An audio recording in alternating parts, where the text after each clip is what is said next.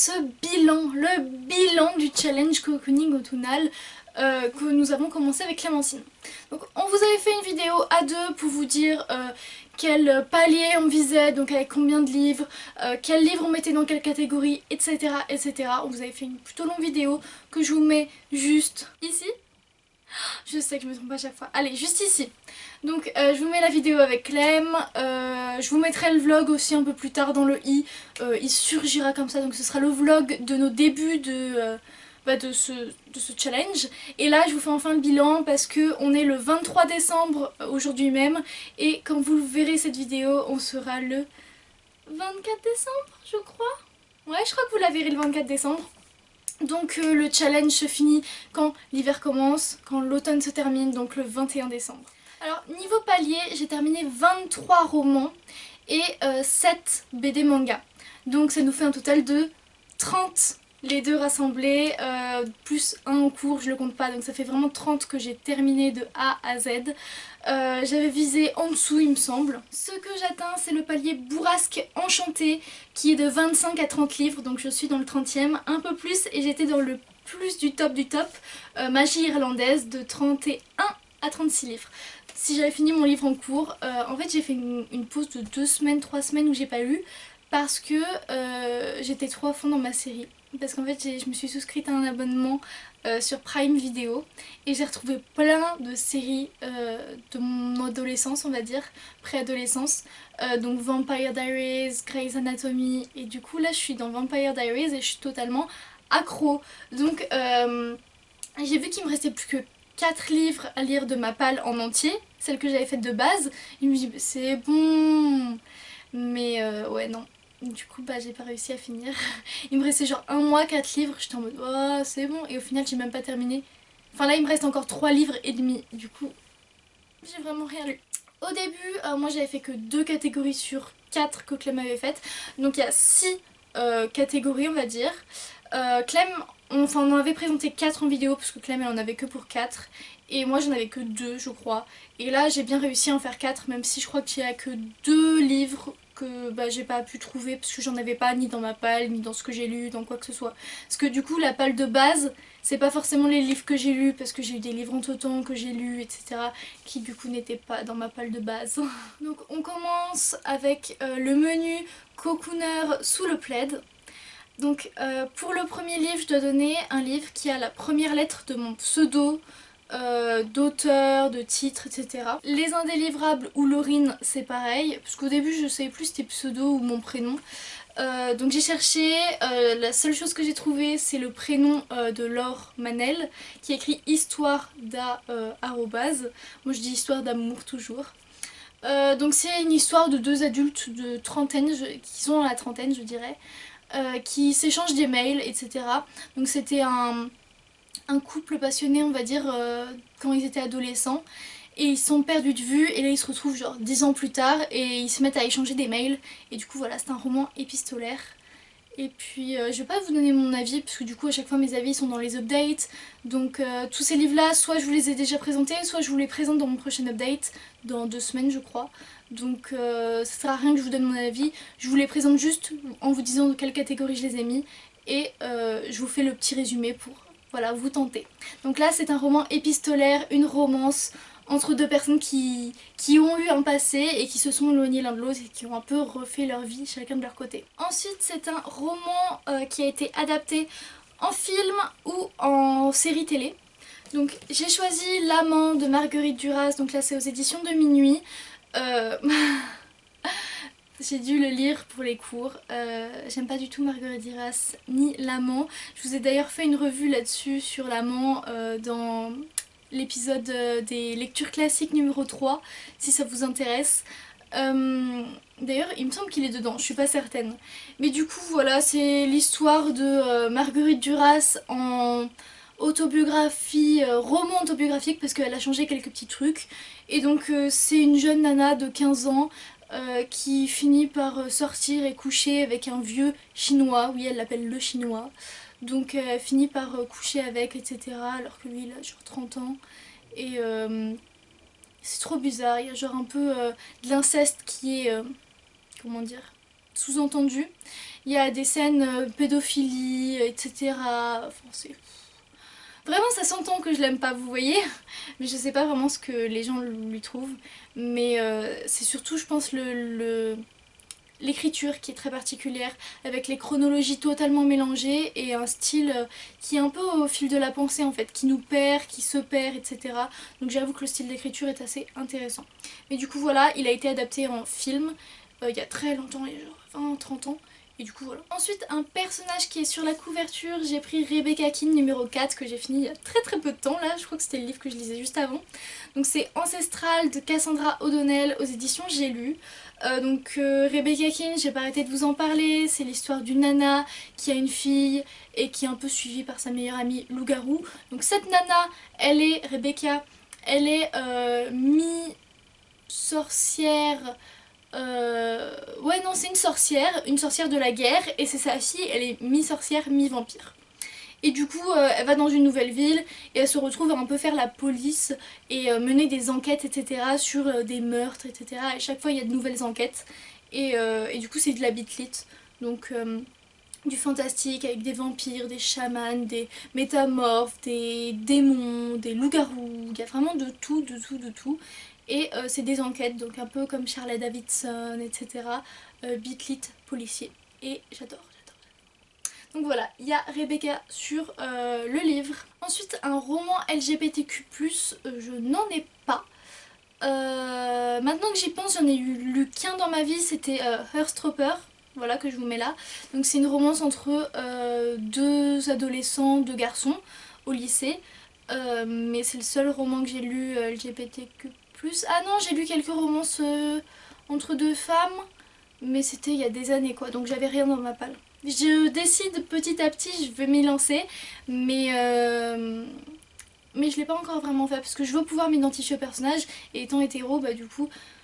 Voilà, mais c'est tellement mignon que Clem a réussi à me convaincre et que je vais me lancer un peu plus, mais je l'ai pas encore fait. Un roman contemporain, donc ça il y en avait beaucoup, même s'il y a quand même beaucoup de fantastique.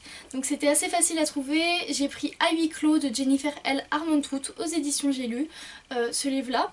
Je l'ai vu dans mes notes de téléphone, j'avais écrit tous les livres que j'avais lus, et je l'ai vu dedans et j'ai fait bah... Moi je l'ai pas lu lui non. Je me suis dit ah merde j'ai oublié de le mettre dans ma palle du challenge, j'ai dû la mettre dans ma palle normale, j'ai totalement oublié etc. Et en fait si je l'ai bien lu, j'ai relu le résumé et je me souviens maintenant. C'est une romance entre deux meilleurs amis qui se retrouvent bloqués dans un chalet à la montagne parce qu'il y a plein de neige qui est tombée etc. Et du coup ils se retrouvent coincés à deux et du coup c'est une relation de meilleurs amis qui finit par évoluer. Donc super bien ça pour Noël, vraiment je l'ai lu... je crois que je l'ai lu mi-novembre, un truc comme ça. Et pourtant, genre, c'est parfait pour Noël. Genre, j'aime trop. En plus, il est plutôt court. Il fait, ouais, 320 pages. Donc, ça se lit super rapidement. C'est tout cocooning. Il fait froid et tout. T'es genre sous ta couverture avec un chocolat chaud. C'est parfait, ça. Et je crois que du coup, il y a une suite, mais avec d'autres personnages. Mais je suis pas sûre, j'ai pas trop regardé. Et pour finir ce menu, j'ai le coup de cœur des lecteurs, donc j'ai choisi Charlie Davidson, le tome 1, donc c'est de Darida Jones, c'est Première tombe sur la droite ce tome-ci, et donc c'est aux éditions Milady. Donc Charlie Davidson, c'est une histoire dont je vous ai parlé tout à l'heure, donc de fantastique, de bitlit, avec une meuf qui est en fait la faucheuse, donc toutes les âmes un peu perdues qui veulent trouver la lumière, traverse à travers elle parce que c'est elle la lumière. Donc c'est elle qui les mène au paradis en fait. Et donc elle se retrouve à faire plein d'enquêtes parce que un peu tous les hommes de sa famille sont dans la police, donc son père avant, là c'est son oncle qu'elle aide. Et donc on se retrouve voilà, dans des enquêtes policières où on cherche les coupables, on cherche à libérer un peu les mourants. Et donc, enfin les morts, parce que mourant ça veut dire qu'il n'est pas encore mort, bref, vous m'avez comprise. Et donc voilà, je crois que, enfin c'est pas je crois, c'est qu'il y a genre 15-16 livres dans cette série, donc ça a été très apprécié. J'ai mis assez longtemps à m'y mettre, mais voilà, maintenant j'ai déjà fini les 2 premiers tomes. Donc le deuxième tome, j'ai pas trouvé de catégorie dans laquelle vous le mettre, mais c'est un des livres que j'ai fini pendant cette période. D'ailleurs ce tome-ci je l'ai lu en lecture commune avec Mama Books, je vous mets son pseudo ici, donc voilà, je l'ai lu en lecture commune avec elle, et puis j'ai enchaîné avec le 2 toute seule. On passe au menu numéro 2, bougie allumée. Donc le premier tome, ça doit être dans l'univers musical. De base déjà, j'avais prévu t'atteindre. Et c'est bien celui que j'ai lu pour ça, parce que c'est le seul un peu qui est rentré dans la case musicale. Donc c'est l'histoire de deux adolescents, adolescents à prendre avec de grandes pincettes, parce que je crois qu'au final, enfin on les voit évoluer, au début c'est préadolescence, et après ça finit genre dans la vingtaine. Et donc ce sont deux grands danseurs, et voilà, on les voit évoluer. On commence surtout avec le point de vue du garçon qui voit une fille danser dans un clip vidéo et il se dit mais moi aussi je veux danser. Donc ce qui n'a pas toujours été très bien accueilli parce qu'il a 12 ans, que c'est un garçon, danse, vous voyez les préjugés. Et donc il finit par se lancer dans la danse et il finit peut-être par rencontrer cette fille, etc. Donc c'est atteinte de L7O aux éditions Hugo Roman, je sais plus si je l'ai dit, sinon voilà, je vous redonne les références. De toute façon tout est dans la barre d'infos comme d'habitude. Ensuite un ancêtre de ma palle, donc j'avais prévu de prendre Phobos numéro 3 de Victor Dixon aux éditions Robert Laffont, mais je l'ai pas lu, voilà c'est un de ceux que j'avais prévu de lire et que je n'ai pas lu. Donc à la place j'ai pris Héros de l'Olympe, je me suis dit qu'il pouvait rentrer dans la catégorie parce qu'on me l'a acheté il y a 1 an et demi à peu près, donc 1 an et demi pour moi c'est plutôt long quand même dans ma palle. Donc c'est Le Héros perdu de Rick Riordan aux éditions Le Livre de Poche. C'est une série compagnon de Percy Jackson. Donc Percy Jackson, je vous le rappelle, c'est du fantastique, c'est un garçon, tout ce qu'il y a de plus normal, qui est en fait pas du tout normal, et qui apprend qu'il est un demi-dieu. Ouais, demi-dieu, parce que on appelle ça les héros, parce que c'est le fils de Poséidon et le fils d'une humaine. Et donc voilà, on se lance dans une quête. Donc là, c'est pas du point de vue de Percy, c'est du point de vue de 3 personnages différents qu'on connaissait pas dans la série de base. Donc on alterne entre les 3 points de vue, il y a de nouvelles quêtes, il y a de nouveaux dieux qu'on rencontre, de nouveaux personnages mythiques. C'est tout ce qui est autour de la mythologie et c'est vraiment genre trop bien. Je crois qu'il y a 3 séries, donc il y a Percy Jackson, Héros de l'Olympe et les 12 travaux d'Hercule, les 12 travaux, quelque chose comme ça je crois, la 3ème série, du coup que j'ai pas commencé. Là pour le moment j'ai lu que le premier tome, mais je pense que je vais vite continuer. Et Percy Jackson il y a 5 tomes et j'ai pas fini le 5ème, il faut absolument que je le finisse. Ensuite un livre de fantasy, en fait je crois que c'est le seul que j'ai lu de fantasy, parce que je lis surtout du fantastique. J'avais prévu de lire Tara Duncan dans cette catégorie, mais c'est ma lecture en cours, voilà j'ai pas fini Tara Duncan, qui au final je croyais que c'est du fantasy, mais en fait c'est un peu du fantastique parce que dans les 10-20 premières pages, Tara parle avec ses amis et elle dit qu'elle est pas normale parce qu'elle peut faire des choses magiques, donc ça veut dire que c'est quand même un monde normal, donc du fantastique de base. Donc le seul fantasy que j'ai lu c'est Une braise sous la cendre de Sabaa Atahir aux éditions PKJ, et ce livre, mais ce livre, je vous le présente dans le prochain update et vraiment il est un délice ce livre. Donc c'est l'histoire de 2 personnages, il y a Leia et Elias, donc c'est un monde totalement différent avec les martiaux qui sont un peu l'armée on va dire, et il y a les érudits. Donc Leia c'est une érudite et ça commence un peu quand elle voit ses grands-parents se faire tuer et son frère se faire capturer. Donc elle se lance dans une quête pour aller libérer son frère et elle décide d'aller voir la résistance. Et on a aussi le côté d'Elias, Elias qui est dans une formation pour être martial ou martiaux, je sais plus. Le singulier ça doit être martial, mais je sais plus si ça se dit. Et du coup il fait une formation pour ça et il a décidé de s'échapper le dernier jour de sa formation, ou genre quand il vient d'être formé, enfin un truc comme ça. Il décide de s'échapper et du coup voilà, on alterne entre les 2 points de vue. Donc vraiment ce livre là vous allez en entendre parler, surtout que je vais avoir les tomes suivants à Noël là, donc j'ai trop hâte. Vous allez beaucoup en entendre parler je pense. Un livre où le héros est masculin, j'ai choisi Un lieu incertain de Fred Vargas aux éditions J'ai lu, donc pareil c'est un livre de cours, un thriller cette fois-ci, donc c'est l'histoire du commissaire Adamsberg qui doit mettre... Ah, c'est quoi l'expression? Qui doit faire le jour, mettre la lumière, je sais plus comment on dit, sur une enquête où un homme, un père, s'est fait tuer, mais genre déchiqueté, etc. dans la pièce, c'est un peu dégueulasse. Et il doit trouver qui est le coupable, et voilà. Du coup, il y a plusieurs suspects, etc. Ça se barre un peu en fantastique, parce qu'on parle de vampires à certains moments, mais on sait pas si c'est genre... pas du fantastique... Enfin, on sait pas s'ils existent ou pas. Du coup... Je sais pas si c'est vraiment du contemporain ou c'est du fantastique. Donc voilà, petite lecture de cours, thriller. C'est pas mon style mais c'était pas mal.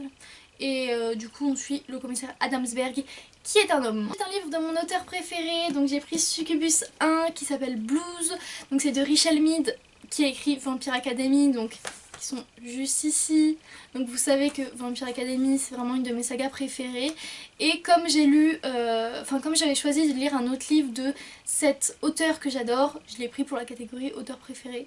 Parce que vu que j'avais pas lu trop de choses d'autres d'elle que Vampire Academy, je pouvais pas vraiment dire que c'était mon auteur préféré. Mais vu que j'aimais trop, je me suis dit ça rentre quand même. Donc voilà, là on est du côté de Georgina Kincaid qui est un succube, une succube je pense, qui du coup doit voler l'énergie de partenaires sexuels pour survivre un peu. Donc on voit des démons, on voit des vampires, etc. Et on suit un peu son train-train quotidien, il y a de la romance, enfin c'est vachement pas mal, on voit un peu de tout, voilà. Pour une fois que c'est du bitlit et il n'y a pas d'enquête. Et pour finir ce menu, je devais choisir un one shot, donc j'ai pris Oublie-moi, PS Oublie-moi, d'Emma Green, donc c'est aux éditions Addictive. Ce tome-ci, c'est l'histoire d'une nana qui retrouve un garçon un peu de son passé, où il y a un lourd passé entre eux, etc. Et elle veut plus qu'il l'approche. Mais lui, il a l'air de vouloir... il est un peu collant. On sait pas ce qu'il ressent, mais en tout cas, il veut l'avoir de son côté et... Je sais pas. Donc tout tourne autour du mannequinat, etc. Parce que elle veut être mannequin et lui, il tient une agence de mannequinat, etc. Et donc voilà, elle lui dit PS, oublie-moi. Donc c'est une romance. On passe au menu douceur gourmande. Donc la première catégorie c'était lire un gros pavé. Donc un roman de plus de 450 pages. J'en avais pas beaucoup mais j'ai lu Nil qui m'a pris énormément de temps. Donc c'est de Lynn Matson. J'ai hésité pour le prénom pseudo parce que Lynn, elle, voilà, Lynn Matson. Donc c'est Nil, là c'est l'intégrale aux éditions France Loisirs il me semble. Donc il y a 3 tomes là-dedans, c'est une trilogie et rien que le premier tome faisait 450 pages. Donc là je parle que du premier tome parce que je vais vous parler un peu plus tard du deuxième tome. À chaque fois ce sont des personnages différents que l'on suit. Dans le troisième tome, j'ai vu qu'on reparlait un peu des personnages précédents. Mais du coup, premier et deuxième tome, c'est pas du tout les mêmes personnages. Donc c'est l'histoire d'adolescents qui s'échouent un peu sur une île, jamais en même temps, en fait ils sont absorbés par le sol je crois, par une porte ils appellent ça, et ils se retrouvent sur une île et ils ont 365 jours pour s'en échapper sinon ils meurent. Donc voilà, on a de l'amitié, de la romance, de la survie et on suit un peu tout ce quotidien sur cette île en alternant entre 2 points de vue pour les 2 premiers tomes à chaque fois. Donc un point de vue masculin, un point de vue féminin. Et voilà, donc c'est un peu apocalyptique, science-fiction. Et je savais pas si c'était vraiment du fantastique parce que j'ai vu personne parler de fantastique sur Livre Addict, etc. J'ai pas regardé de revues de gens sur YouTube. Mais en fait... certains personnages pensent que l'île est vivante, qu'elle a une âme, etc. Et moi je trouve que c'est du fantastique, mais il est défini comme du contemporain, donc j'étais un peu en mode... Enfin pas contemporain, mais un peu en mode dystopique, etc. Donc moi je le vois un peu comme du fantastique. Moi je le vois comme du contemporain fantastique. C'est un livre où l'auteur est un homme, donc... troisième lecture de cours, vous inquiétez pas, c'est la dernière que je vous présente. Donc c'est Le Grand Sommeil de Raymond Chandler, le sous-titre le privé Philippe Marlowe. Donc c'est de Raymond Chandler aux éditions Folio Policier. Donc encore un autre thriller, enfin encore un autre, ça va c'est le deuxième, je vous mets même pas le troisième dans cette vidéo, c'est un de ceux que j'ai lu mais que je vous présente pas. De ceux que je vous présente pas, donc il y a Charlie Davidson numéro 2, il y a Chacha le jour de la nuit, donc voilà le livre dont je vous parle, il y a Succubus 2 du coup que j'ai lu et que je vous présente pas, et ma lecture en cours, Tara Duncan. Donc ça va, je vous ai pratiquement tout présenté, enfin je vais pratiquement tout vous présenter dans cette vidéo. Donc c'est un policier, un policier, le style policier où un détective privé doit... il y a un chantage, une histoire de chantage, c'est le père qui engage, parce que le mec il fait chanter sa fille, ces 2 filles qui sont un peu dépravées, etc. C'est dans les années entre 40 et 60, je sais plus trop. Et du coup voilà. Je me rends compte que je sais pas trop si c'est entre 40 et 60 alors que j'ai un partiel dessus dans 2 semaines. Ce qui est dans la merde, c'est Bibi. Non, du coup voilà, c'est un peu histoire d'enquête où il y a des meurtres aussi, etc. Un livre avec ma maison d'édition préférée, assez drôle, j'ai lu que 2 livres de cette maison d'édition que je préfère, là d'habitude j'en lis beaucoup beaucoup beaucoup, et là sur 30 il n'y en avait que 2. Donc je vous présente Briard Université, le tome 3, donc c'est de L. Kennedy aux éditions Hugo Roman. Il a traîné longtemps dans ma palle alors que bah, j'aimais trop cette saga et j'aime trop cet auteur et j'aime trop... Là c'est la série compagnon de Campus Drive... Non pas Campus...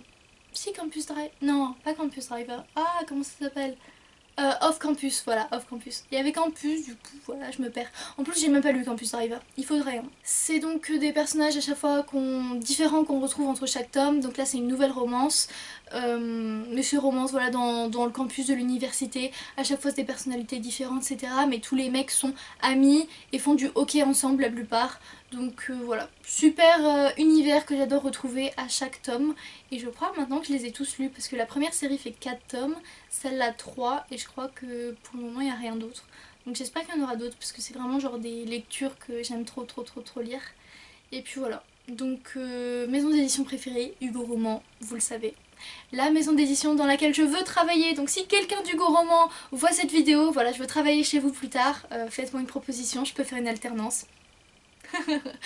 Enfin, je rigole, mais en vrai, non, je rigole pas. Mais voilà. Ensuite, un petit nouveau de ma palle. Donc j'avais prévu de lire Histoire d'apostrophe, enfin d'arrobase, que j'avais mis dans cette catégorie, mais vu que je l'ai mis dans une autre catégorie, bah, j'ai pas voulu le remettre. Je vais essayer de vraiment vous faire un livre par catégorie.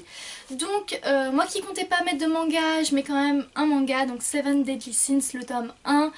J'ai lu donc les 3 premiers tomes durant ce challenge.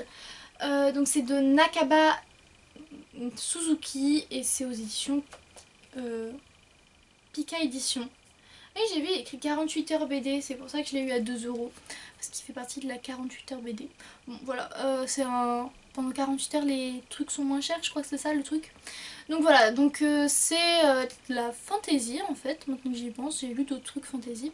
Et donc c'est les 7 péchés capitaux, donc Seven Deadly Sins, qui sont un peu, comment dire, rejetés par la société puisqu'ils auraient fait un truc terrible il y a 10 ans mais on sait pas trop quoi. Et il y a donc une fille qui les cherche et elle tombe sur un des Seven Deadly Sins et ils font équipe ensemble pour retrouver les autres. Donc voilà, t'as de la bagarre, t'as ci, t'as ça, donc c'est du seinen, shoujo c'est fille. Ah je sais plus, seinen je crois. Et du coup voilà, moi ça me fait penser à Fairy Tail parce que c'est un peu ma seule référence là-dedans. Ensuite un roman avec un point de vue alterné, donc cette fois-ci Nil numéro 2. Donc voilà, vu que j'ai le droit, vu qu'il y a eu les 2 tomes et qui sont différents, point de vue alterné comme je vous ai dit, on alterne entre le point de vue féminin et le point de vue masculin, donc voilà, j'ai mis Nil numéro 2. Et pour finir ce menu, roman dans un pays anglophone, donc de base j'avais mis Oublie-moi je crois, et en fait je m'étais trompée, je pensais que ça se passait dans un pays anglophone parce que j'avais lu un autre tome d'Emma Green qui se passait du coup en Angleterre, en Australie, aux États-Unis, je sais même plus. Et je pensais que les auteurs, parce que ce sont deux filles, 2 femmes, je pensais qu'elles étaient américaines, mais pas du tout, je crois qu'elles sont françaises. Il me semble oui qu'elles sont françaises si je dis pas de bêtises. Et du coup, ça se passe en France, oublie-moi. Si je me trompe pas, mais ouais je crois que c'est en France et du coup ça marchait pas. Donc j'ai choisi de prendre Covenant le tome 1 qui est précédé par Démon. Donc c'est le tome 0,5, c'est de Jennifer L. Armentrout aux éditions J'ai lu. Donc c'est du beat lit fantastique comme d'hab. Je vous en ai parlé dans un update où je me suis fortement énervée, donc je vous envoie dans le petit là-bas pourquoi j'étais très énervée contre ce roman. Mais c'est l'histoire d'une fille qui voit sa... Enfin, ouais, si, qui voit sa mère se faire tuer sous ses yeux et qui s'était échappée de son internat, on va dire, son covenant on appelle ça, avec sa mère. Et elle décide du coup d'y retourner un peu pour sa survie, donc elle reçoit des cours, etc. Elle revoit ses amis et on suit un peu voilà, tout son petit monde avec du fantastique, donc il y a des... ah je sais plus comment ça s'appelle, les sangs purs, les sangs mêlés, il y a les sentinelles, ah oui, les hématoïdes, bref, je sais plus comment tout s'appelle ce petit monde, mais voilà, c'est du fantastique. Dernier menu que nous avons décidé de vous présenter avec Clémentine, donc qui s'appelle Au coin du feu. Le premier tome, c'était un livre qu'il fallait lire en lecture commune, donc j'en ai lu 3, donc j'ai lu Nos âmes tourmentées en lecture commune avec une copine de ma classe. Je vous mets son Insta, juste ici si ça vous intéresse, elle débute donc pourquoi pas. Et j'ai lu 2 livres en lecture commune avec Mama Books, donc Charlotte Davidson numéro 1 dont je vous ai parlé, et Corps impatient, donc encore des Magrines, aux éditions Addictive Poche. Donc cette fois-ci c'est une romance entre un professeur d'université et une élève, donc on suit le point de vue de l'élève, et c'est pas juste un professeur, c'est aussi un auteur de romans mondialement connu, mais très connu, très riche, etc. Donc c'est une romance un peu impossible entre deux, donc vous connaissez les relations professeur-élève. Donc voilà, on en a une ici. Pour ma part, j'ai été assez mitigée, même si au début j'ai trop aimé. Voilà, donc je l'ai lu en lecture commune. Ensuite, un livre avec Arc-en-Ciel, il s'appelle, donc que ce soit la couverture, que ce soit LGBTQ+, une image. Et ben j'ai rien trouvé, j'avais plutôt soit du blanc, soit du noir, j'avais vraiment rien de très coloré, où il y a plusieurs couleurs, puisque bah, par exemple Brière Université il est tout jaune, mais j'avais rien de vraiment plusieurs couleurs, rien de LGBTQ+, comme je vous ai dit, donc pas d'arc-en-ciel, donc vraiment là j'avais rien du tout. Ensuite un roman très court, donc j'ai pris Si je reste de Gail Forman aux éditions PKJ Poche.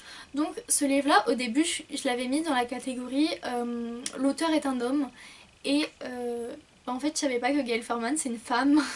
Donc voilà, je m'étais trompée, mais dans la vidéo de base j'ai fait plein d'erreurs que bah, maintenant j'ai corrigé, j'ai fait un peu mes recherches, ça m'a mis très longtemps à préparer cette vidéo, genre vraiment j'ai mis longtemps. Donc voilà, cette histoire je l'avais déjà vu le film, en fait j'ai vu d'abord le film et qui m'a donné envie de lire le livre. C'est l'histoire d'une fille qui a un accident de voiture avec toute sa famille, ses parents et son petit frère. Donc ils ont un accident et elle se retrouve en dehors de son corps, spectatrice à tout ce qui se passe, et elle doit décider, elle doit décider on va dire, si elle veut rester en vie ou si elle décide de partir. Et donc on suit vraiment tout ce qui se passe depuis son accident en 24 heures. Nous avons diversité, donc des personnages différents, de l'handicap, etc. J'avais pas spécifiquement des choses comme ça, mais j'ai choisi de prendre Nos âmes tourmentées de Morgane Moncomble aux éditions Hugo Roman. J'ai décidé de prendre ce roman parce qu'il se passe des choses assez dures, enfin pas dans le roman en lui-même, mais ce sont des personnages qui ont vécu des choses dures, comme du viol, etc.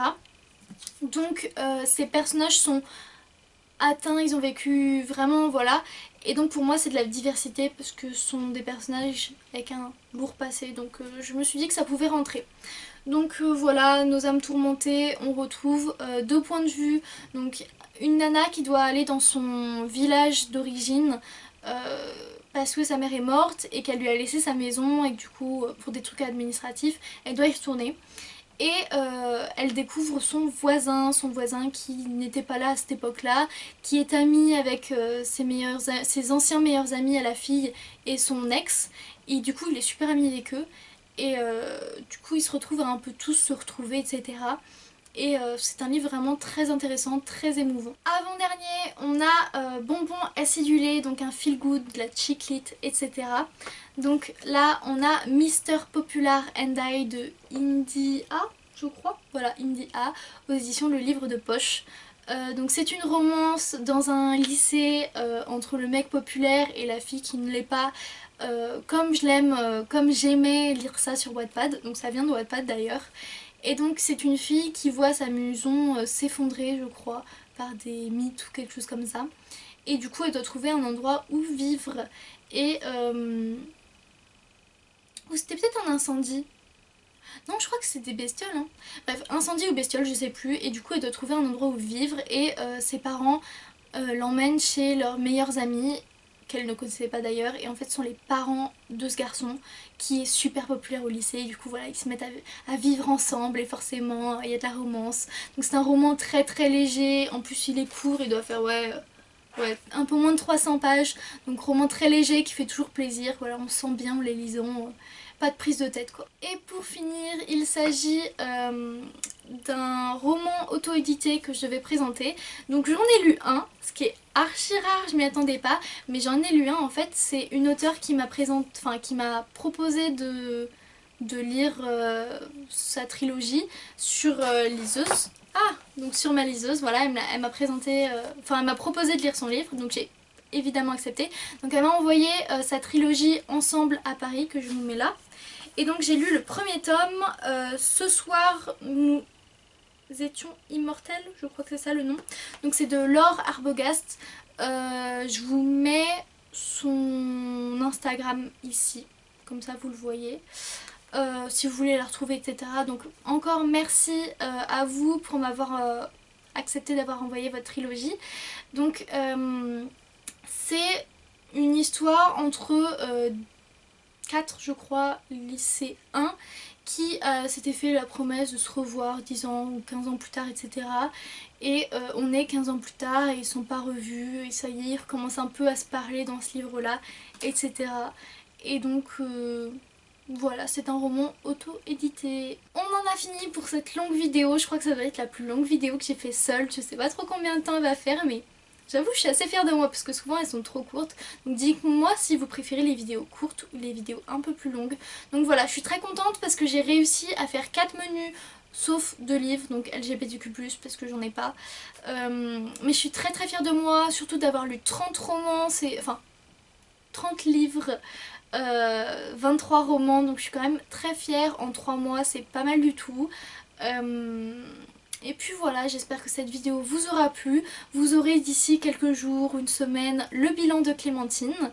Je vous souhaite de joyeuses lectures, mettez un petit pouce en l'air et un commentaire. Et je vous dis à bientôt. Ciao!